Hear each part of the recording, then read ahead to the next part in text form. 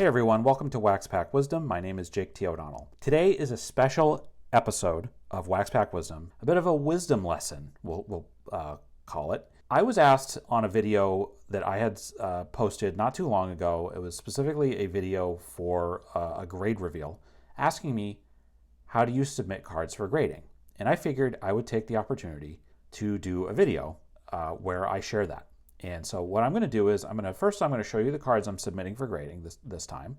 And then I'm going to show you the materials that you need to actually submit cards for grading. And I'm also going to show you, the process of how you put everything together to get it shipped out. And then I'll come back at the end and talk a little bit about, generally my thoughts about the grading process in general and grading companies and the status of it and why I do it and why I think it's worthwhile and all of that. So before I get into the real process of showing you how to do the grading process, I want to just show you these cards that I'm sending in for grading. So these are part of a May special that PSA is running on cards from 1980 and after, from 1980 going forward. The special that they're running is $16 per card with a minimum of 10 cards. Normally, if you're in the PSA Collectors Club like I am, and again, this rate is for the Collectors Club, this May special, but in the PSA Collectors Club, normally for post-1980 cards, the rate is $19 per card, but you have to submit a minimum of 20 cards. So this is a pretty nice break, and so I have 12 cards that I'm submitting here.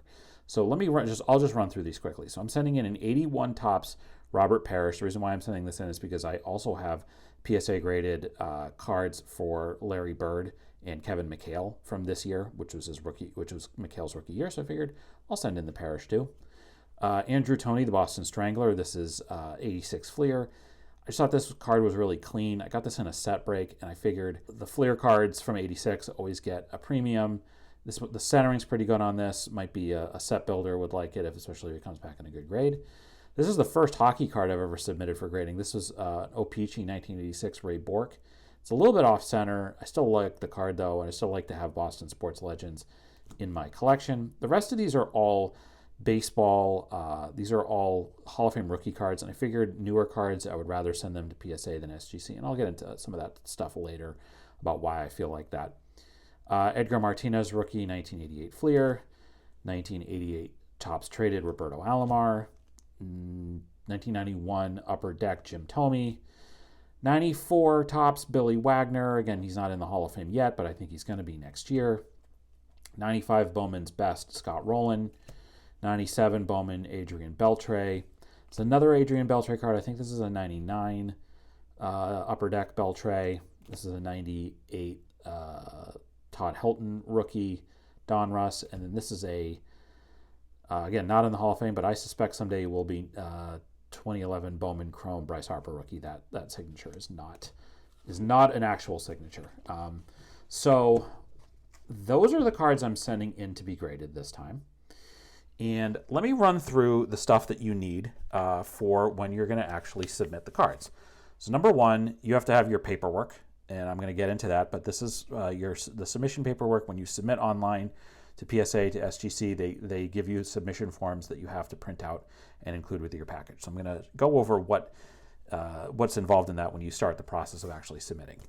You also need 2 pieces of cardboard or other sort of hard material, whether it's like Hobby Shield or things like that, and they are basically just larger than the actual size of the cards in the card savers, but obviously small enough so that it fits in your box. You need some packing tape. You need painter's tape. And you do need to use painter's tape, in my opinion, and we'll get into why. Then there's some packing material that's going to go in your box. And then the actual box itself, which fell on the ground previously. And kind of funny enough, I'm going to reuse an old PSA box that came in submission. I always recycle all of my packing materials when I do anything involving card grading or sending cards out or whatever. I don't, I don't personally like to sort of go out and have to buy like net new stuff. So, all right, so let's talk a little bit about the first thing before you start to put your cards together, obviously, is you have to go in and go on the website of these companies, SGC, PSA, or whoever, and fill out your submission process. And so you go in, you identify all of the cards that you want, you enter in the information about those cards, about the cards themselves, and then you also have to declare the value of each card. So that's a question that comes up a lot, is what are you supposed to put in for the number for each card? To me, I like to just put in, again, it's simple enough. What do you value the card at? Is it what you paid for it initially? Is it just how much you think the book value of it is worth? How much you want to sell it for? It's what you feel comfortable with, because the reason why they ask for that is it's for the insurance on when they ship it and when they take it in. They have to determine how much value it is in case something does happen to the cards. So just don't overthink it. It doesn't necessarily change how much you're gonna pay to have the cards graded. I'll get into that later. Just be aware of that. So just put that in. And then you put in your credit card info to pay. I will just point out as well that PSA at least does not charge your credit card until your cards are graded and shipped back to you.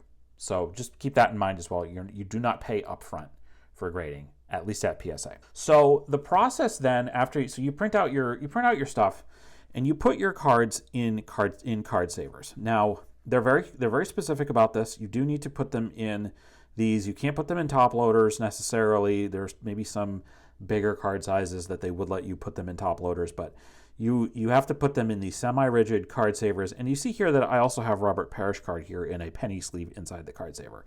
And I'll just also point out, like, there's some others here like Shield Titan and Ultra Pro, and I think there's at least one card in here this one's in a BCW. So it doesn't matter what brand it is. Obviously, I think they recommend card saver ones, and that's the most prevalent, but you can put them in whatever you want. And then you see also, they do recommend that you put the cards in penny sleeves inside of this here.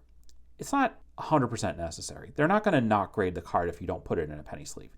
And I think you could argue, and some of these cards, I think like the Alamar card, I don't have it in a penny sleeve.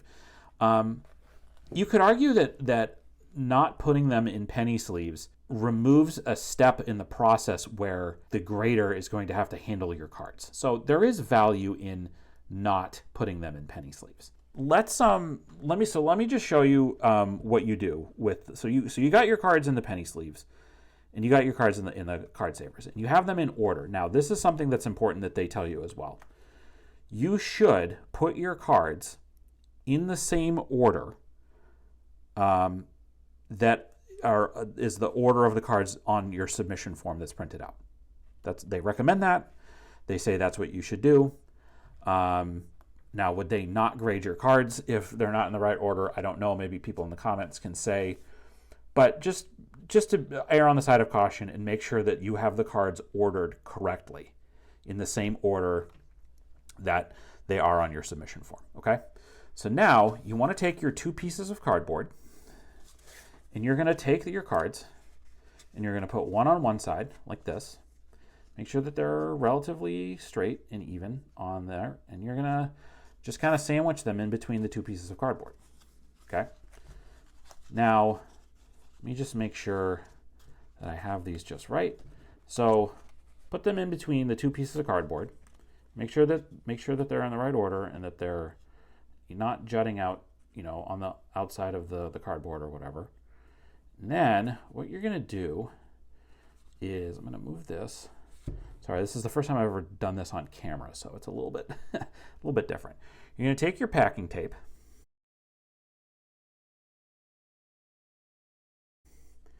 and what I like to do is you're going to use packing tape to tape up, kind of more or less seal the sides so that they're not going to go anywhere. And again, obviously the reason to use packing tape is because they're not going to, in no way, and again, your cards should not be exposed because they're in the card saver, but they should not, the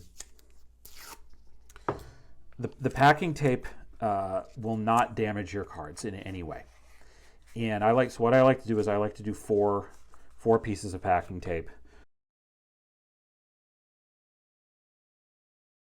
covering each side. And you can cover it up. You can roll it around the whole thing if you want. Some people use rubber bands. I am not in favor at all of having rubber bands anywhere near cards. That was for years. The rubber bands were like the de facto way to store cards. And, a lot of cards have rubber cards, especially from like the 50s and 60s, have rubber band damage. You can tell. I don't put rubber bands anywhere near cards. That's just me. That's my take. I would rather use packing tape because it's not going to mess at all with the integrity of the actual card, the cards themselves. So, all right. So now you've got that. So this is all set. So this is pretty sturdy. Some people like to they'll put like bubble wrap inside this. I'm not really into that myself. I don't really think it's necessary. So let me just make sure that the cards, so the cards are going to fit in here, but you want to make sure that the cards are not going to like jostle around when they're on their way. So if like I live in Massachusetts, so this is going to be going all the way out to California. So you just got to make sure that everything is, well secured in there. So what you do is you put your packing material in there, and you put that there, and then I'm going to put my paperwork on top of that right there, and then I'm going to just put some more packing material on top. Right here. Yeah, so that's like pretty much it. So you just have to, and then after that, I'm just going to go like this, and I'm reusing this box. So then, after you do that, that's pretty much it. You're going to use your packing tape. You're going to pack all this up, and make sure all of the sides are all taped down, so there's no sort of airflow going between. Or nothing can get in the openings. Just do all the packing tape all around. There is a submission label. So for PSA, they ask you, and I'm not going to show the actual submission label, but they basically ask you to take an additional barcode. You cut it out and you tape it to the side of the box. And then again, on top here, I'm going to put my, I use pirate chip. I'm going to weigh this and put my packing slip on top, and seal this up, and boom, you're ready to go. You're done. This thing is going to head out to California, and that's it. That's the whole process. And usually the shipping, depending on your rate, whatever, probably $4 or $5 to ship it out on, and that's obviously on top of what you already paid and what you're going to pay. So I'm going to throw a couple of graded cards up here, and then I'm just going to talk. And so if you got what you wanted out of this video, I appreciate you watching, and we'll see you next time on Wax Pack Wisdom. In the meantime, though, I'm going to put up a couple of graded cards right here, and we're going to talk. And I'm going to talk a little bit some more about this process. And so you're seeing there a couple Hall of Fame rookie cards, an Ozzie Smith rookie in a PSA or an SGC 3, and a Pedro Martinez rookie in a PSA 4. The first thing I'm just going to mention is, again, on the shipping. This is how the grading companies get you. Okay, it costs a lot of money to ship the card, to get the cards insured after they've been graded, shipped back to you. They charge you. It's usually for PSA. Just about the lowest amount of money that you're going to pay is $30. You're going to get charged $30 to have the cards shipped back to you. And so, like, for example, with this order that I'm sending in today, my cost per card is higher than normal because I'm only sending in 12 cards. And it's going to cost $30 to get it shipped back, all of the cards. So this is why you can't just send in, unless you have a super valuable card, you're sending in a 33 Gaudy Babe Ruth, or a 48 Leaf Jackie Robinson, or an 86 Fleer Michael Jordan, or something like that. It's not worth it to only send in one card. You got to send in a lot of cards to make it financially viable to send cards into grade.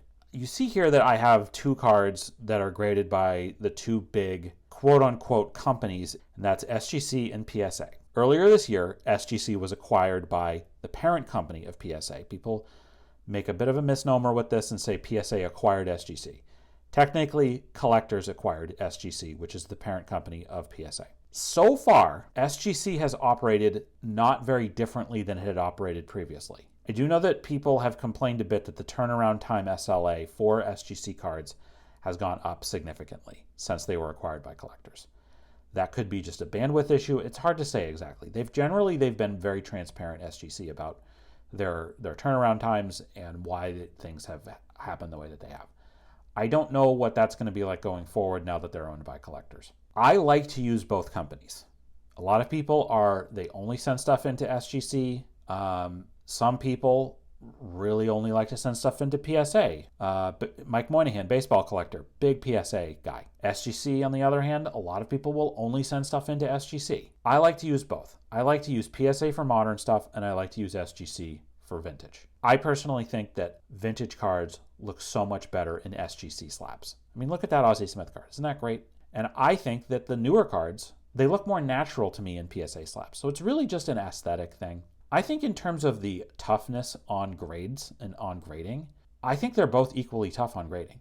I think you could even argue that SGC is tougher on grading than PSA, especially when it comes to vintage cards. I mean, look at that Ozzie Smith card is pretty good. It got a 3. I mean, you look at the top right corner, it's pretty messed up, but still. And then, this Pedro Martinez rookie gets a 4. So that's more of a modern card, but it got a 4. To me, it's just whatever your preference is. There's also an adage that PSA cards will get better long-term resale value. That's probably is true. If you look at VCP card selling averages, that's probably true. If you're looking to resell your cards, the conventional wisdom is send your stuff to PSA. That's totally fair. I think SGC's kind of caught up, and I think over time it's going to continue to catch up. And I would not, again, if you're looking for resale value on cards, I guess go for PSA, but I don't think it's that much of a difference. Historically, I do like sending stuff into SGC more because of the fact that the customer service has usually been better, and the turnaround times are much faster. There's always a much more transparent company than PSA, but that might change. Then there's the whole debate about whether or not you should grade cards at all. And I understand that some people feel like card grading has ruined the hobby and it's made it inaccessible for people. And I think that people can still acquire cards that they want, with or without grading. Before grading was a big deal, a 1933 Gaudy Babe Ruth was still a very expensive card. Whatever card you want to throw out there, a 52 Mantle was still a very expensive card. A T206 Honus Wagner, or whatever you want to call it. Whatever cards you want to say. I think that modern cards, there's more of a push to grade modern cards than vintage cards. That has led to more difficult turnaround times for sure. Again, I don't believe card grading has ruined the hobby. I think people and what they do with the stuff has really hurt the hobby in some ways. But I think that for me, grading cards that I intend to keep in my PC, 9 times out of 10, it's about preserving cards in the condition that they're in and about protecting an investment in a card.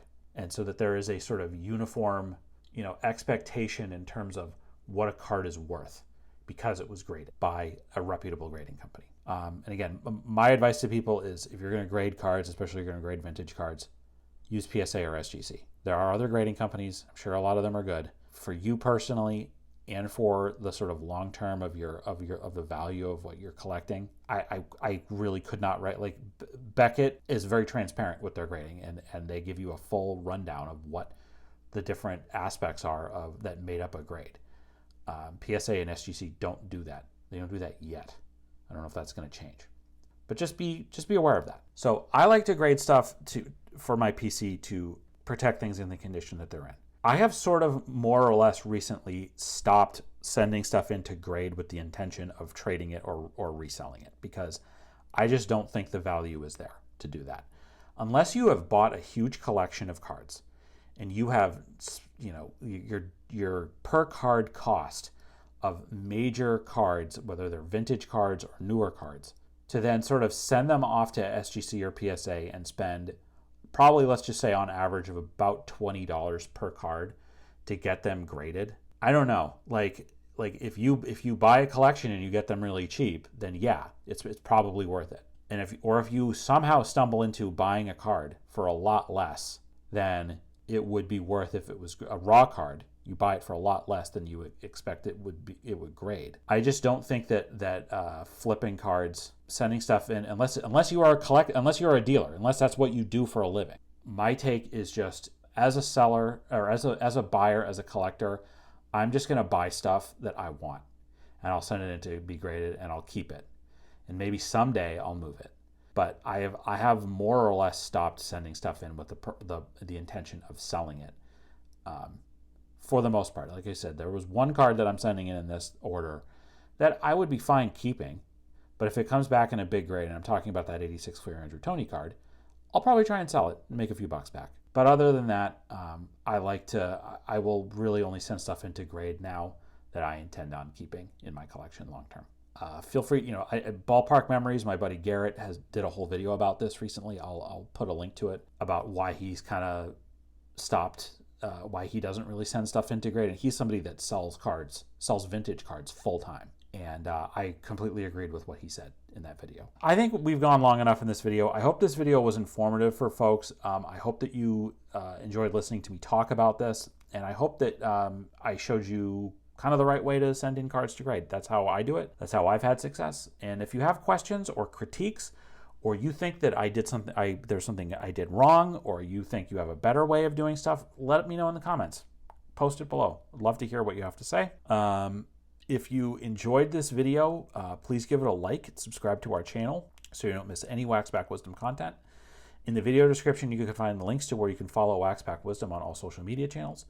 You'll also find a link to a list of our favorite nonprofits and charities. If you enjoyed this video, please consider a donation to one of those organizations. It would mean a lot to us. Thanks very much for watching, and we'll see you next time on Waxback Wisdom. Take care.